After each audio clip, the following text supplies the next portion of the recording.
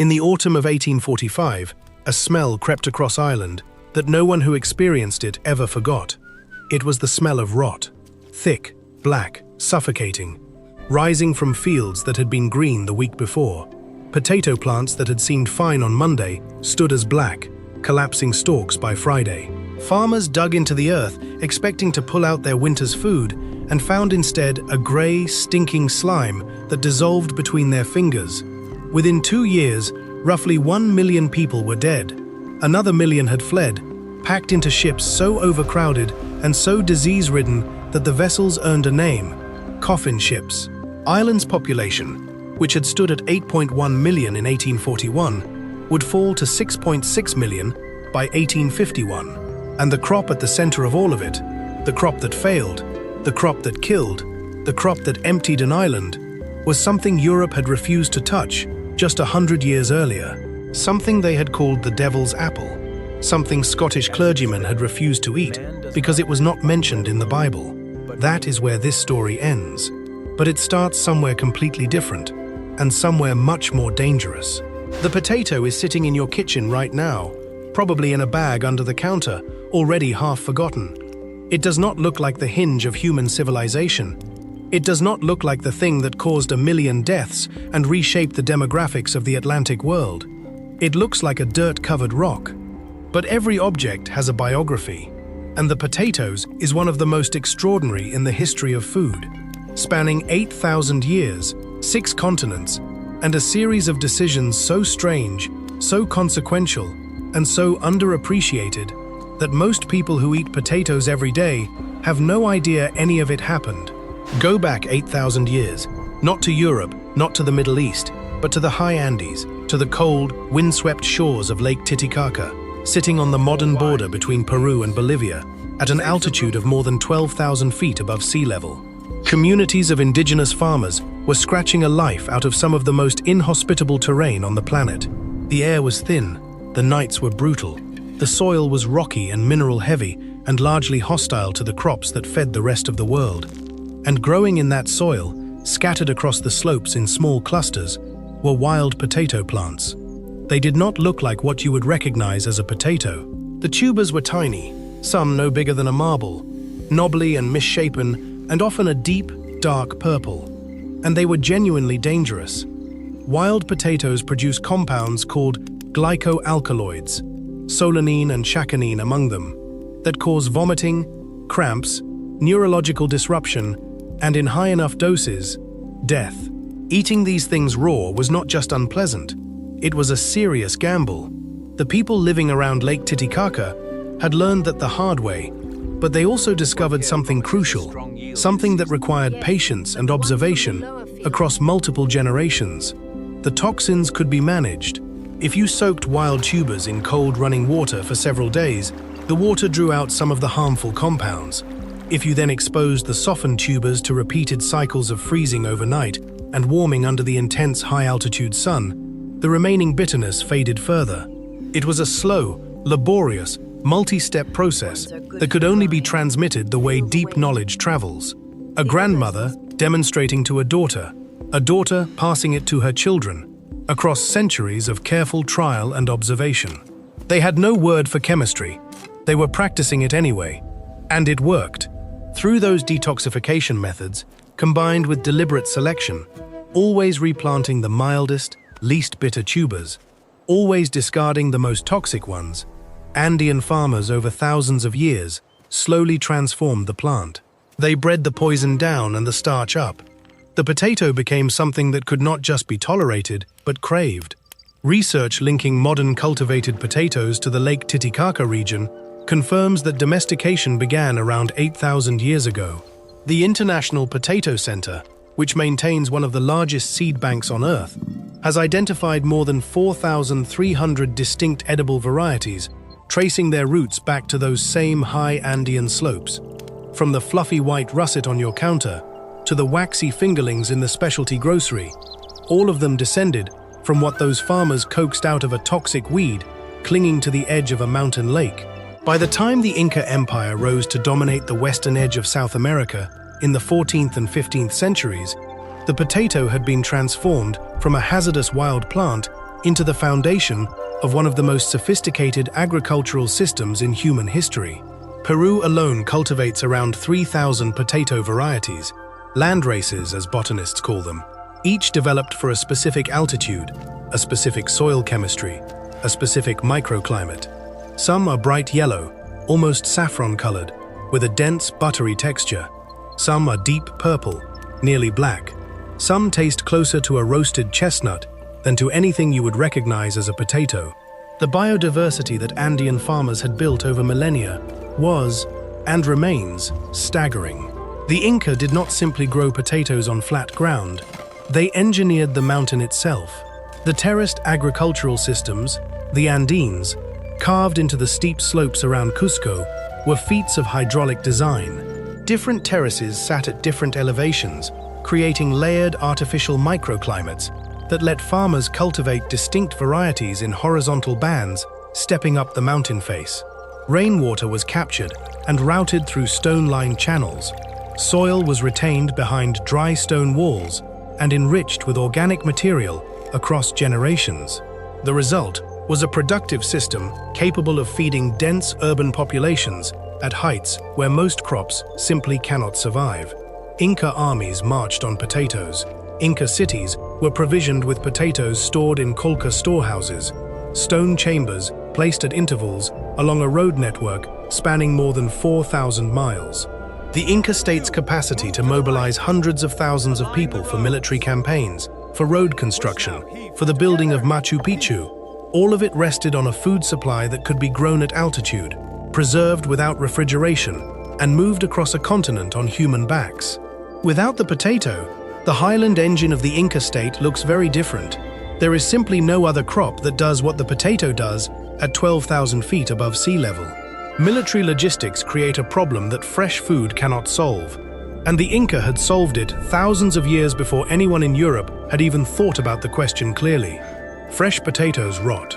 In a civilization stretched across 4,000 miles of mountain terrain and coastal desert, a food that lasts 2 weeks in warm weather is not a reliable foundation for an empire. The Inca answer was chuño, and it remains one of the most elegant food technologies ever devised. Here is how it worked. After the harvest, farmers spread freshly dug potatoes across open ground at high altitude, ground that dropped well below freezing on almost every clear night, as it does at those elevations year-round. By morning, the tubers were frozen solid. Then, as the intense equatorial sun warmed the mountain slopes, families walked across the frozen potatoes barefoot, pressing their weight down slowly and methodically, squeezing moisture out through the broken cell walls the way you would press a wet sponge. The tubers went back out that night, froze again. The pressing repeated the next morning. After several cycles, the exact number depending on altitude, temperature, and variety, what remained was a light, chalky, bone-dry disc that weighed almost nothing and made a hollow sound when tapped against a surface. The process worked through a combination of freezing, mechanical pressing, sun drying, and moisture leaching, each step reducing the tuber's water content and bitterness without needing any equipment beyond cold nights and bare feet. That was chuño, and chuño did not last a week or a month. It could be kept for several years.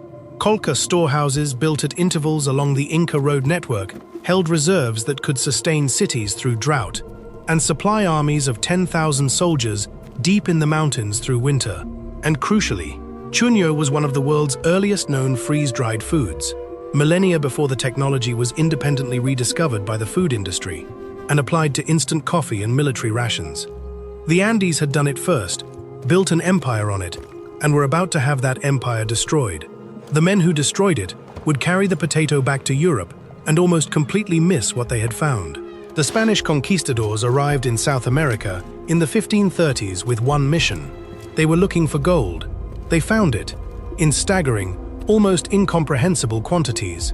The silver mines of Potosi, the gold hoards of the Inca, the ransoms paid in precious metal to men who still murdered the people paying them. The Spanish extracted wealth from the Andes on a scale that transformed European economies for 2 centuries.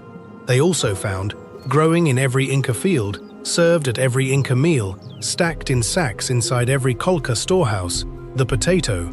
They were not impressed.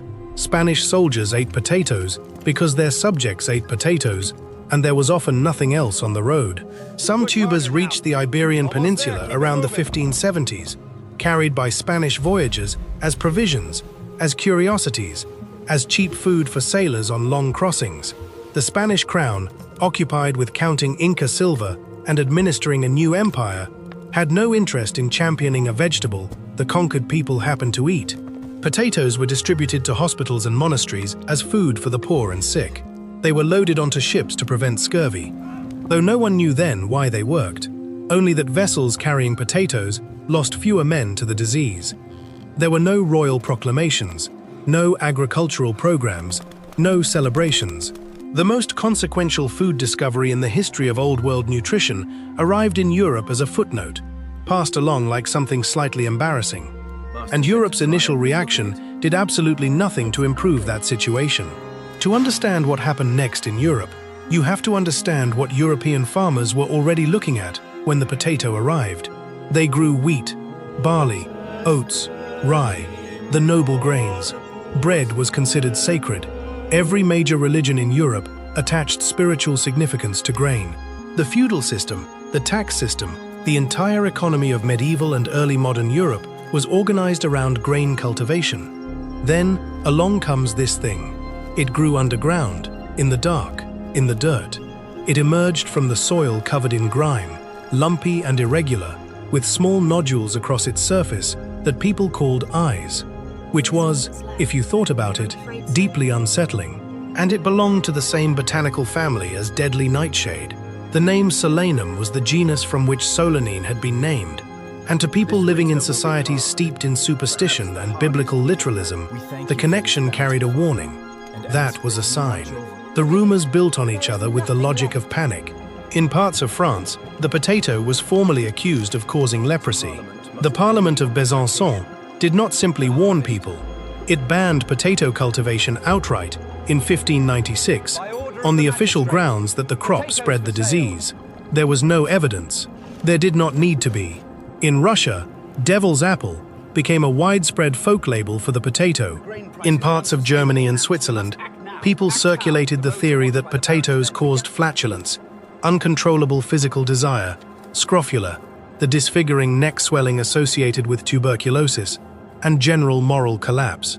Scottish Presbyterian clergymen reportedly declined the potato because it was not mentioned anywhere in the Bible, and their reasoning was straightforward.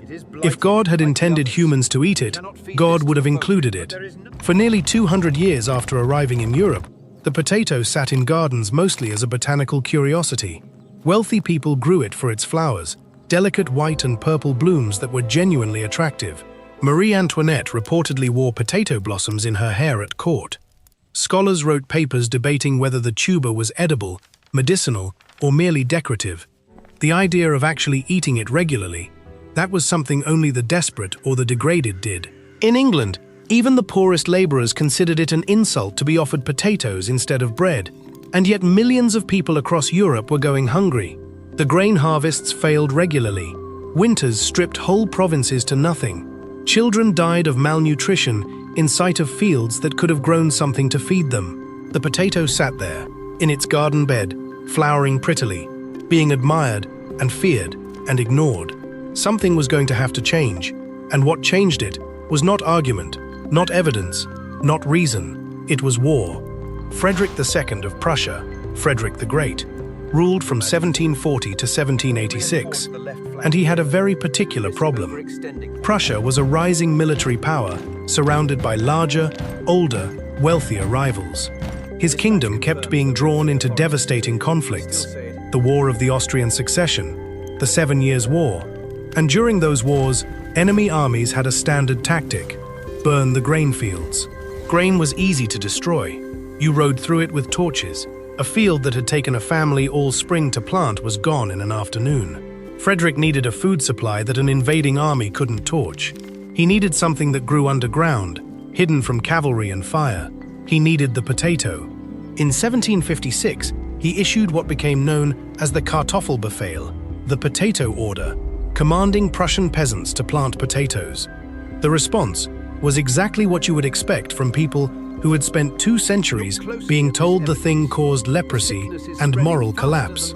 The town of Kolberg sent Frederick a written protest, asserting that potatoes had no smell worth noting, no taste worth enduring, and that not even dogs would eat them. Frederick was not amused. He was also, however, clever. Threats and decrees had not worked, so he tried something else entirely. He planted a large royal potato garden outside Berlin and stationed uniformed soldiers around the perimeter with instructions to guard it. Conspicuously, visibly, with the unmistakable air of men protecting something extraordinarily valuable. He then gave those guards quiet instructions to be inattentive after dark. Prussian peasants began creeping into the garden at night to take seed potatoes for themselves. Whether every detail of that story is historically precise remains open to debate, but the outcome is not. Within a single generation, the potato had become a major staple crop across Prussia and much of northern Germany. Frederick had achieved through psychology what he could not achieve through command. Make something look scarce and worth stealing, and people will steal it. Then they will plant it. Then they will eat it. Prussia was eating potatoes. Across the border, France was watching and not yet convinced. It would take a prisoner of war, a pharmacist, and one of the most audacious public relations campaigns in the history of food to move France. Antoine-Augustin Parmentier had been a military pharmacist attached to the French army during the 7 Years' War, when Prussian forces captured him. For 3 years as a prisoner of war, the primary thing his captors fed him was potatoes. Day after day, meal after meal. He did not die. He did not develop leprosy. He emerged from captivity in better health than many soldiers who had been eating the standard French military diet, and he spent the rest of his life trying to understand why nobody else in France seemed to find this significant. Subscribe now. The next chapter is where everything turns. Parmentier's campaign to change France's mind about the potato was methodical and inventive. He hosted elaborate dinner parties for Parisian high society, in which every single course was made from potatoes. Soups, breads, pastries, dishes that demonstrated the tuber's range. He presented potato blossoms to King Louis XVI, who reportedly tucked one into his lapel and wore it through the palace corridors. He arranged for Marie Antoinette to wear potato flowers in her hair at public court events, turning a despised vegetable's bloom into a brief royal fashion. And then he planted a large potato field in the sandy, infertile soil outside Paris, posted armed guards around it during daylight, and conveniently had those guards stand down every evening. Within weeks, curious Parisians were sneaking through the perimeter to dig up plants. The same psychology Frederick had deployed in Prussia applied to the French capital. By the late 1780s, France had finally, grudgingly, begun to accept the potato as ordinary human food. Today, his name is still on Parisian streets, a metro station, a boulevard, a hospital, and on the classic layered potato and meat dish, Hachis Parmentier, a cousin of shepherd's pie that bears his name in every French kitchen. The man spent decades on a public relations campaign for a root vegetable, and France kept his memory for it. By the end of the 18th century, the potato had cracked Europe's cultural resistance. Prussia ate it because of strategic necessity and royal theatre. France ate it because of one man's obsessive personal mission. The rest of Northern Europe followed, slowly, grudgingly, then completely. Which brings us to the most dangerous part of this story. Because when an entire continent falls in love with a single crop, and when that love becomes dependency, and when that dependency narrows to a single genetic variety, that is when a fungus becomes a catastrophe. The potato's spread across Europe was one of the fastest and most total agricultural transformations in recorded history. Researchers who studied its adoption across the Old World found that regions well suited to potato cultivation experienced faster population growth and faster urbanization, and that the potato accounted, by conservative estimates, for roughly 1/4 of all Old World population growth between 1700 and 1900. Think of a planted area, roughly the size of Nebraska, producing hundreds of millions of tons a year, fueling a demographic explosion that fed the factory workers, the canal diggers, and the city builders of the Industrial Revolution. The potato did something that grain simply cannot do in many places. It produced more calories per acre on rugged, waterlogged, or marginal land. A field that could barely sustain a family on wheat could keep that same family well fed on potatoes. They were filling, nutritious, rich in vitamin C, potassium, and folate, and required almost nothing in the way of equipment or processing. A pot, water, fire. In Ireland, the conditions for catastrophic dependency were assembled almost perfectly by historical accident. The vast majority of arable land was held by English and Anglo-Irish landlords who leased tiny plots to Catholic tenant farmers. Those tenants owed rent in cash. The way you raised cash when you had almost none was to sell your grain, carts of wheat and oats rolling off Irish farms toward English markets, while tenant families went hungry. The way you fed yourself when you had surrendered your grain was to grow something else on the small patch of ground you kept back. The potato was the only crop that produced enough food on a quarter acre or less to keep a family alive through winter. And not any potato. By the mid-19th century, most of Ireland had consolidated around a single variety called the lumper, selected not for flavor or disease resistance, but because it produced enormous yields on poor, wet soil. Ireland's population had climbed from around 4 million in the 1780s to over 8 million by 1841, a doubling driven in large part by the caloric efficiency of that single variety. Every one of those 8 million people was standing on a single genetic point. In the autumn of 1845, a water mold called Phytophthora infestans arrived from the European continent. The lumper had no resistance whatsoever. The 1845 harvest failed partially. The 1846 harvest failed almost completely. By 1847, known simply as Black 47, people were dying in the fields. The British government's relief response was halting, ideologically constrained, and catastrophically insufficient. Roughly 1 million people died of starvation and disease. Another 1 million boarded ships for America. Vessels so crowded and disease-ridden, they became known as coffin ships. The Irish arrivals docked in Boston, New York, and Philadelphia with almost nothing, and within a generation, built the labor movements and political machines that reshaped American cities for a century and a half. Ireland's demographic wound never fully healed. A population of 8.1 million in 1841 had fallen to 6.6 million by 1851, and emigration kept thinning it for decades after. Today, more than 1 billion people eat potatoes worldwide, grown across approximately 150 countries. China and India together now produce more potato than the entire 19th century world combined, a scale that would have seemed inconceivable to the Spanish sailors who first tucked a few tubers into a ship's provision bag. The International Potato Center in Lima holds genetic collections in cryogenic storage, the world's insurance policy against the kind of collapse that turned Ireland's fields black. We learned, after the famine, to diversify. We learned to breed for resistance.